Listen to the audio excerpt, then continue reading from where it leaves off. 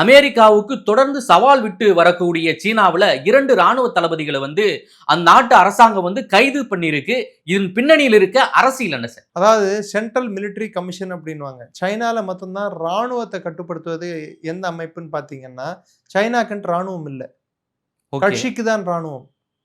கட்சிக்கு, அங்க ஆளக்கூடிய கட்சிக்கு தான். People's liberation army, communist party, சைனாவோட கம்யூனிஸ்ட் கட்சிக்கான ராணுவம் தான் சைன ராணுவம். எந்த நாட்டிலுமே இப்ப இந்திய ராணுவம் இருக்குன்னா இது காங்கிரஸ் ராணுவம், பிஜேபி ராணுவம் சொல்ல முடியாது.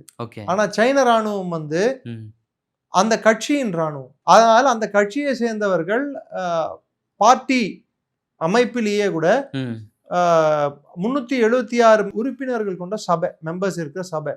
அந்த சபையில கிட்டத்தட்ட 44 பேர் ராணுவத்தை சேர்ந்த அதிகாரிகள் இருக்கிறாங்க. 44. இதுல ரொம்ப பவர்ஃபுல்லான, ரொம்ப வலிமை மிக்க ஒரு அமைப்பு எதிரானா சென்ட்ரல் மிலிட்டரி கமிஷன். அதன் தலைவர் யார்? ஷி ஜின்பிங் அதிபர். அதோட வைஸ் சேர்மன் அப்படின்வாங்க. அந்த வைஸ் சேர்மன் யாரு? வைஸ் சேர்மன் பேர் ஜாங் யூ ஜியா. அவரை தான் நேத்து 2 நாள் முன்னாடி கைது பண்ணியிருக்காங்க. அடுத்து யார் இருக்காங்கன்னா